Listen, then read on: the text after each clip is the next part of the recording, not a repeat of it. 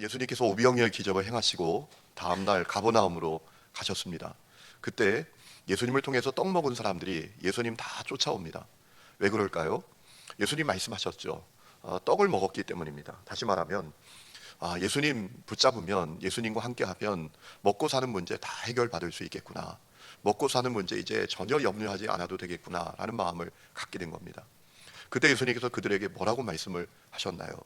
그렇게 말씀하셨죠. 썩을 양식을 위해서 일하지 말고 썩지 않을 양식, 영생을 주는 양식을 위해서 일하라 라고 했어요. 예수님이 그 양식을 주신다라고 하십니다. 하지만 이 사람들이 예수님의 말씀을 전혀 이해하지 못합니다.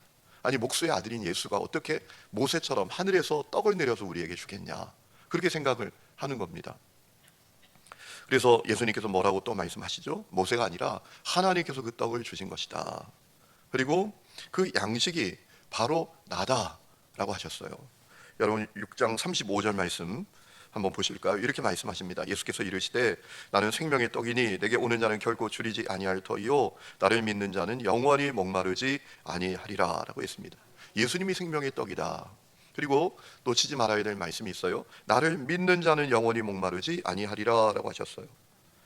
예수님께서는 생명의 양식인 예수님을 먹는 자는 영생을 얻을 것이라 라고 또 말씀을 하십니다. 51절 나는 하늘에서 내려온 살아있는 떡이니 사람이 이 떡을 먹으면 영생하리라. 내가 줄 떡은 곧 세상의 생명을 위한 내 살이니라 하시니라 라고 했습니다. 여러분, 예수님의 이 말씀은 어떤 의미를 가진 것입니까? 생명의 떡이신 예수님을 먹는다는 것, 이거 무슨 말씀을 하신 걸까요?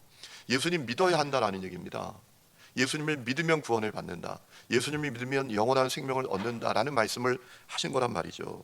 35절 말씀 다시 보세요. 나는 생명의 떡이다. 내게 오는 자는 결코 줄이지 않는다.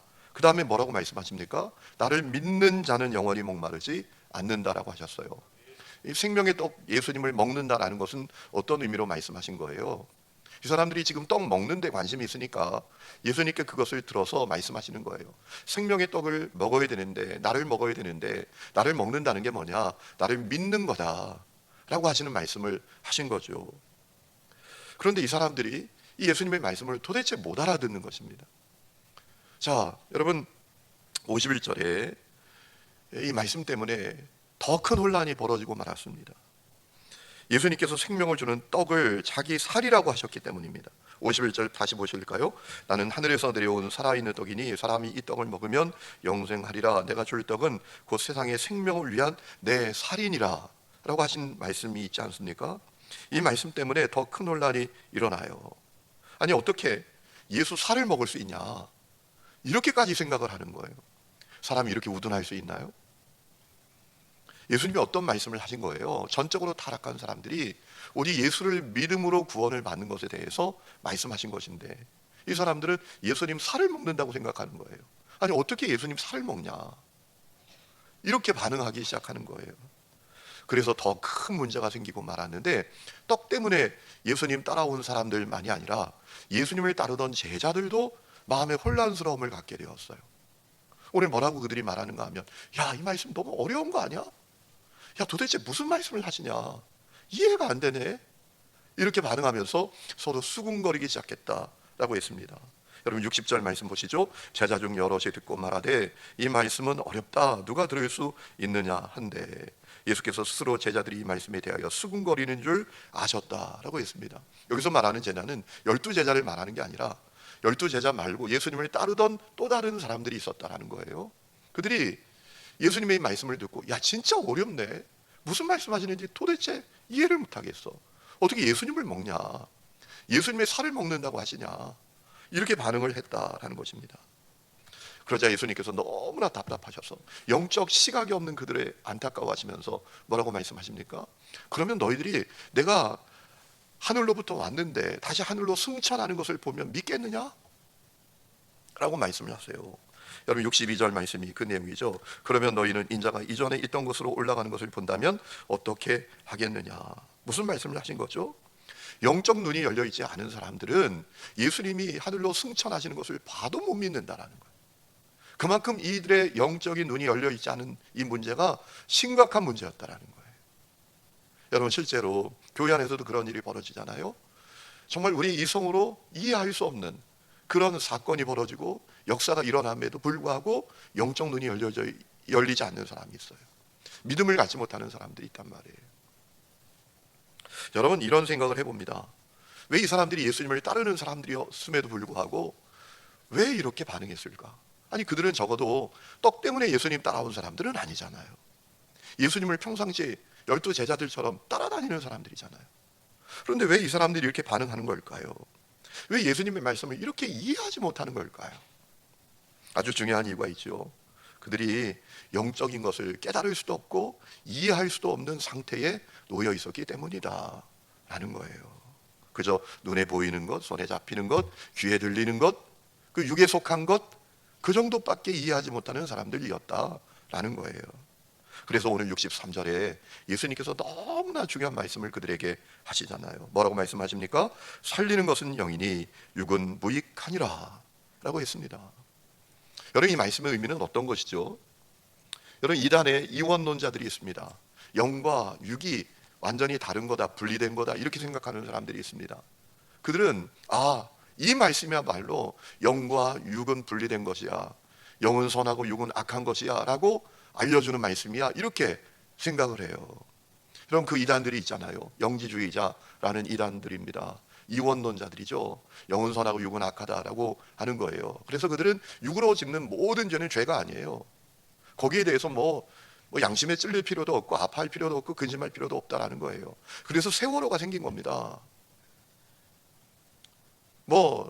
제가 여러 번 말씀을 드렸죠. 참 이 말씀드리기 민망한 일인데, 제가 예전에 부목사로 사역할 때 여자 집사님 한 분이 외도를 했어요. 근데 하나님이 그것을 저에게 알려주셨어요. 제가 불러가지고 이러지 않냐 그랬더니 깜짝 놀래요. 솔직히 얘기해라. 다 털어놓더라고요. 진심으로 회개라. 하나님 용서해 주신다. 돌이켜야 된다. 여러분, 우리가 하나님 앞에 진심으로 회개하면 그저 모면하려고 회개하는 게 아니라 진심으로 회개하면 용서해 주십니까? 용서해 주십니까? 용서해 주시죠. 만일 우리가 우리의 죄를 자백하면 그분은 미쁘시고 의로우사 우리의 모든 죄를 다 깨끗하게 해주신다고 하셨습니다. 그런데 이분이 죄책감이 있어요. 여기서 못 벗어나는 거예요. 그 이단에 빠졌어요. 그 이단이 그렇게 얘기한대요. 야, 그 죄는 너 몸뚱아리가 지은 죄지 너 영은 깨끗해. 갑자기 자유함이 생기는 거예요. 그런 게 어디 있어요? 이원론자들은 영과 육이 따로라고 생각해요. 그래서 예수님의 이 말씀, 살리는 것은 영이다, 육은 무익하다, 이 말씀을 어떻게 이해하는가 하면 영은 선하고 육은 악한 거야, 이 말씀, 이 생각의 근거가 되는 말씀이야, 이렇게 생각한다라는 거예요. 여러분, 우리가 신앙생활하면서 인간을 바르게 이해하는 것이 대단히 중요하거든요. 인간에 대한 성경의 이해는 무엇입니까? 인간이 영과 혼과 육을 가졌다라는 거예요. 그 대표적인 말씀이 데살로니가전서 5장 23절이죠. 평강의 하나님이 친히 너희를 온전히 거룩하게 하시고 또 너희의 온 영과 혼과 몸이 우리 주 예수 그리스도께서 강림하실 때 흠없게 보존되기를 원한다라고 했습니다. 이 말씀을 통해서 우리가 중요한 인간에 대한 이해를 가질 수 있는데요, 인간이 영과 혼과 육을 가졌다라는 거예요. 인간이 영과 혼과 육으로 이루어진 존재다라는 거예요. 영은 무엇입니까? 하나님께서 사람을 창조하실 때 우리에게 주신 것이지요. 이 영을 통해서 우리가 하나님과 관계를 가져요, 교제를 가져요, 하나님과 연결됩니다. 하나님을 경배하고 하나님을 예배하고 하나님을 찬양하기도 합니다. 그래서 우리 예수님 말씀하셨잖아요. 예배하는 자가 뭐로 예배해야 된다고요? 영으로 예배해야 한다. 그게 영이에요. 혼은 무엇입니까? 우리의 정신, 우리의 마음이죠. 우리의 감정, 지성, 의지와 같은 것을 말하는 거죠. 우리 안에 있는 어떤 그런 욕구, 이게 혼입니다. 혼. 육은 뭡니까? 말 그대로 우리 육이죠. 이 몸이죠. 우리가 기억해야 될 것은 이 영과 혼과 육은 각각 분리되어 있는 것이 아니다라는 거예요. 우리가 우리 몸이라고 할 때는 그 몸에 영과 혼과 육이 다 포함되어 있는 거예요. 영과 혼과 육은 분리되어 있는 게 아니에요. 긴밀히 연계되어 있고 우리의 몸의 부분들을 이루고 있는 거예요. 그리고 서로에게 끊임없이 영향을 줍니다. 여러분, 예를 들면 이런 겁니다. 우리 몸이 병들면요, 몸이 병들면 우리의 혼도 병듭니다. 마음도 약해져요. 그렇죠? 그렇지 않습니까? 고개라도 끄덕끄덕 하죠. 여러분, 또 이렇잖아요. 우리 마음이 병들면 몸도 병들어요. 마음이 힘들면 몸까지 이상해져요.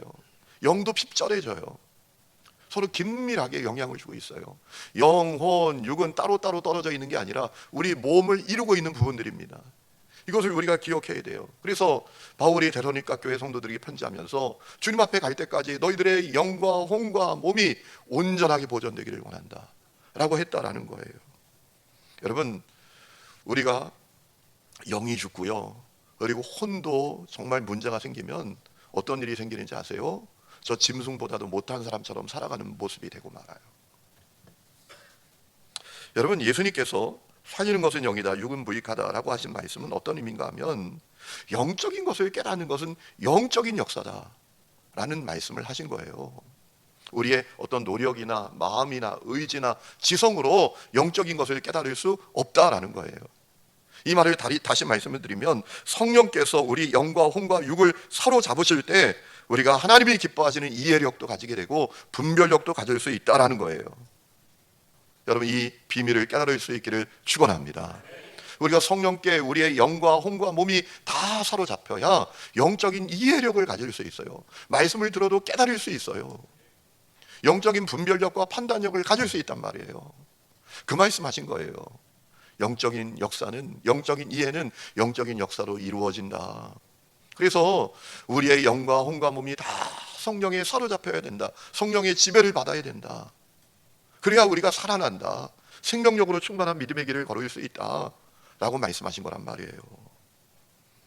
여러분, 중국 가정교회 지도자 중에 워츠만 리라는 분이 계십니다. 이분이 영에 속한 사람이라는 책으로 유명한 분이시죠. 그분이 그 책에서 그런 얘기를 해요. 사람은 세 종류의 사람이 있대요. 육에 속한 사람이 있고 혼에 속한 사람이 있고 또 영에 속한 사람이 있다라는 거예요. 교회 안에 이렇게 사람들이 많이 있지만 세 부류의 사람들이 있어요. 어떤 사람은 아직도 육에 속해 있고요, 어떤 사람은 아직도 혼에 속해 있는 사람이고요, 어떤 사람은 지금 영에 속한 사람이에요. 육에 속했다라는 것은 어떤 의미일까요? 신앙생활을 한다고 하지만 마음과 태도와 가치관이 불신자들과 다름없는 사람들입니다.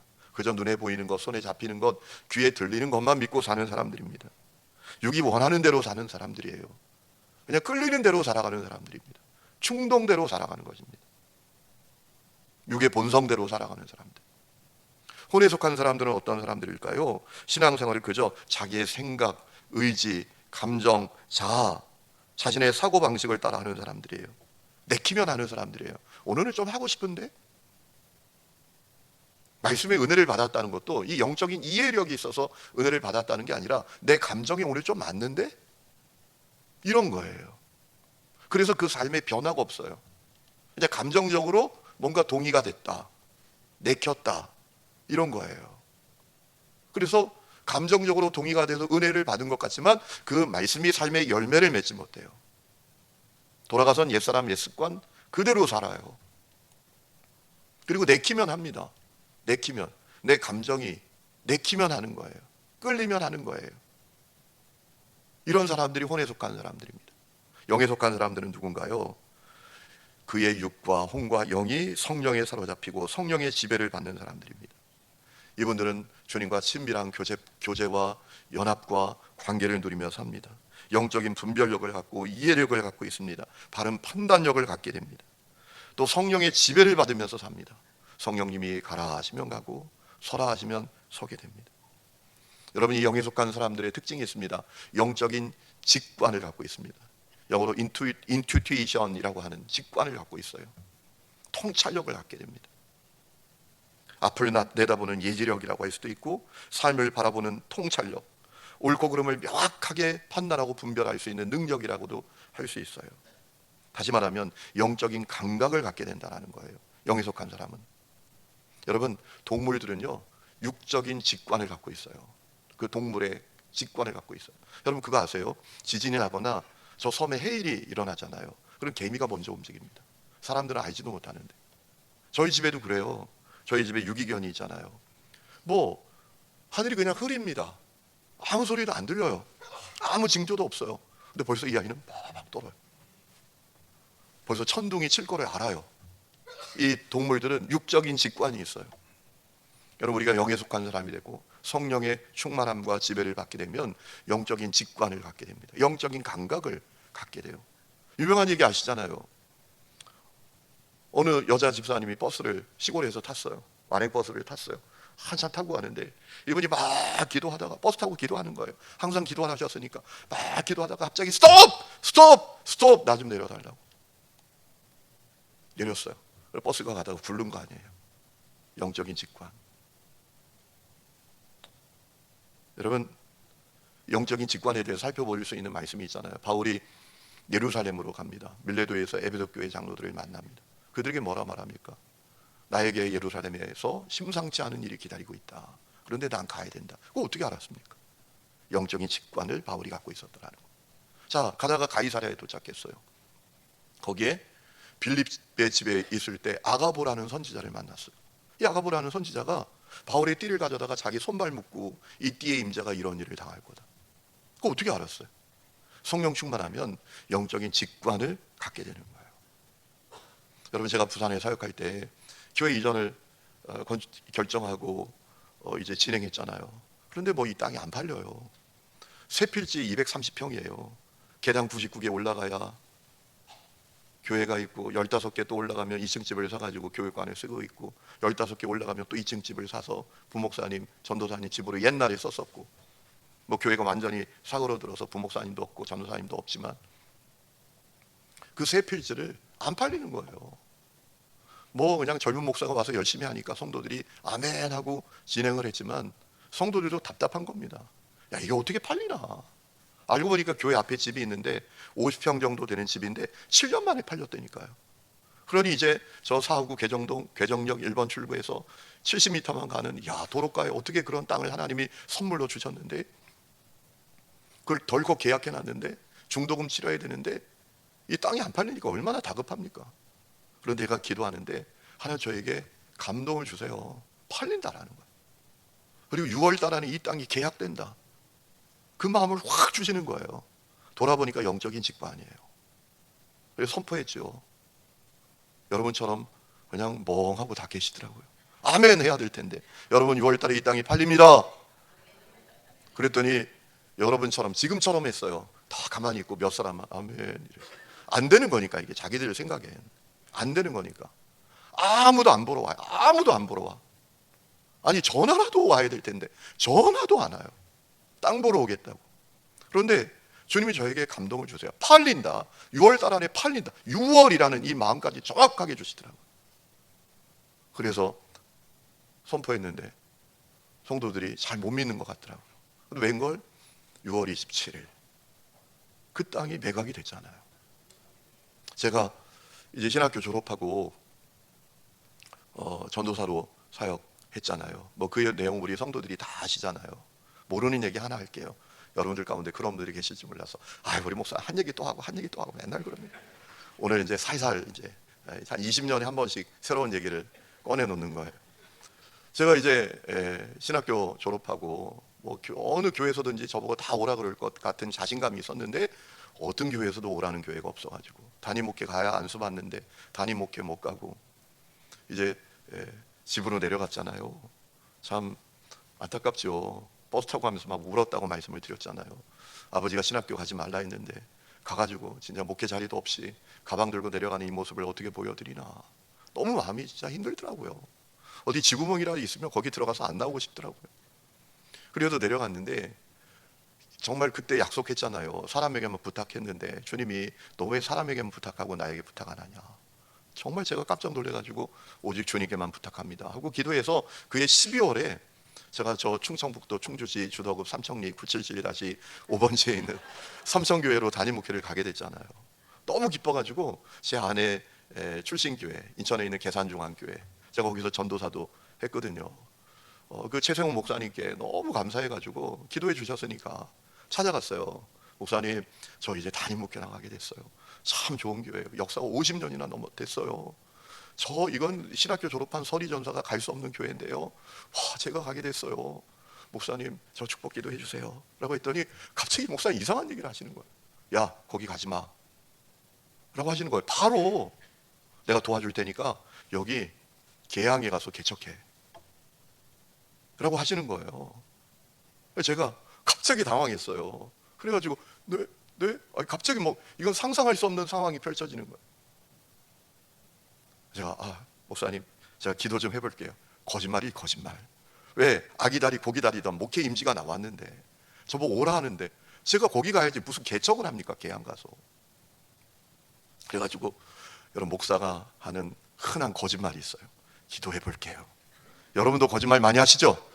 예, 기도 안 할 거면서 하기 싫으니까 기도해 볼게요. 이렇게 핑계대요. 저도 그랬어요. 그런데 이분이 영적인 감각이 있으셨던 거예요. 지금 여러분 계양 가보세요. 계양 가보셨어요?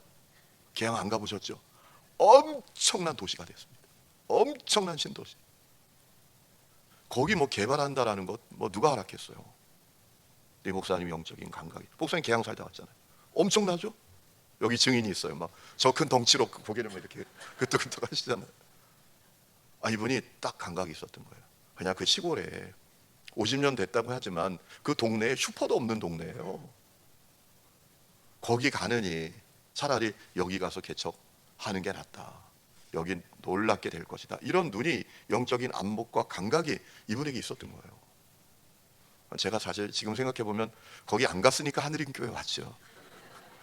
저는 그냥 워커홀릭이래 가지고 아마 제가 거기서 목회 열심히 해서 엄청난 큰 교회가 됐을 거예요. 아마 그 교회가. 아멘 한 번은 3대가 잘 될 줄은 있습니다. 거기 갔으면 제가 뭐 지금 하늘인 교회 왔겠어요? 못하죠. 근데 제가 가만히 생각해 보니까 그 목사님께 영적인 직관이 있었구나 라는 생각이 딱 드는 거예요. 영적인 직관이라는 게 뭐예요? 바로 딱 깨달아지는 거예요. 바로 딱 분별이 되는 그거예요. 여러분 우리가 그런데 기억해야 될 것은 이 영적인 직관은 내가 체득하는 게 아니라 성령께서 주시는 거예요. 고린전서 2장 9절에 하나님이 자기를 사랑하는 자들을 위해서 예비하신 모든 것은 눈으로 못 보고 귀로 못 듣고 사람의 마음으로 생각하지도 못하였다 한 것 같으니라. 그 다음에 중요한 말씀이 나와요. 오직 하나님이 성령으로 이것을 우리에게 보이신다라고 했어요. 내가 체득하는 게 아니에요. 가끔 점쟁이처럼 하는 사람들이 있어요. 야 내가 다 알려줄게 나한테 와. 막 용하다는 기도원을 막 찾아가요 사람들이. 이거 내가 체득하는 게 아니라 성령님이 주시는 거예요. 늘 주시는 게 아니에요. 성령의 주권대로 때에 맞게 꼭 필요할 때 주시는 거예요. 여러분 그렇다고 본다면 예수님을 따르던 제자들이 예수님의 이 말씀을 이해하지 못했던 이유는 무엇입니까? 그들이 예수님을 따르기는 하지만 그들은 그저 육에 속한 사람이었어요. 혼에 속한 사람이었어요. 그래서 예수님의 그 말씀을 이해하지 못하는 거예요. 깨닫지 못하는 거예요. 여러분 이 일이 오늘 교회 안에서 똑같이 벌어집니다. 신앙생활을 그렇게 오래 했어도 육에 속한 성도로 머물러 있고 혼에 속한 성도로 머물러 있으면 영적인 비밀을 알지 못합니다. 영적인 것을 깨닫는 눈을 열지 못합니다. 하나님의 말씀도 영적으로 이해하지 못합니다. 여러분 오늘 63절에 살리는 것은 영이니 육은 무익하다라고 하신 다음에 무슨 말씀하십니까? 내가 너희에게 이른 말은 영이요 생명이라 라고 했습니다. 그럼 무슨 얘기입니까? 성령 충만하지 않으면 하나님의 말씀도 영적인 말씀, 나를 살리는 말씀으로 생명의 말씀으로 내게 다가오지 않는다라는 거예요. 그죠? 감정적으로 은혜를 받을 뿐이에요. 이건 진짜 은혜 받는 게 아니죠. 내 감정이 동의하고 내 감정에 맞았을 뿐이에요. 이런 사람들이 일어나는 일이 있어요. 이 설교하다가 어떤 단어에 거슬리는 거예요. 왜 저런 단어를 얘기하지? 이게 감정적으로 반응하는 거예요. 또 이렇게 반응하는 엉뚱한 사람이 있어요. 오늘 목사가 설교 중에 날 쳤어? 목사가 설교 중에 나를 쳤어? 나를 깠어? 이렇게 반응한다니까요. 여러분 그렇기 때문에 우리가 성령 충만해야 할 줄로 믿습니다. 성령 충만해야 합니다. 그래야 영적인 비밀을 알게 되고 영적인 것을 깨닫는 이해력과 분별력과 판단력을 가지게 되고 바르게 반응하고 복된 믿음의 길을 걷고 승리하는 신앙생활을 하게 되는 거예요. 여러분에게 그와 같은 역사가 있기를 주의 이름으로 축원합니다. 여러분 영적인 감각이 없는 것 얼마나 불행합니까? 여러분 육적인 감각도 생각해 보세요. 듣는데 못 들어. 귀가 있는데. 아니 지금 이 촉각이 없어가지고요. 막 뜨거운 건 막 만져요. 그러다가 여기 막 다 화상이 있고 독가스가 나오는데 이 후각이 없어가지고 냄새를 못 맡고 이런 일이 벌어진다고 생각해 보세요. 이거 얼마나 심각한 겁니까? 근데 오늘 교회 안에 있는 많은 사람들이 성령 충만하지 않아요. 육에 속한 혼에 속한 그리스도인으로 살면서 영적인 감각이 없어요. 그래서 성령이 근심하는 삶을 살아가요. 이게 뭔지도 모르고 그 일을 해요.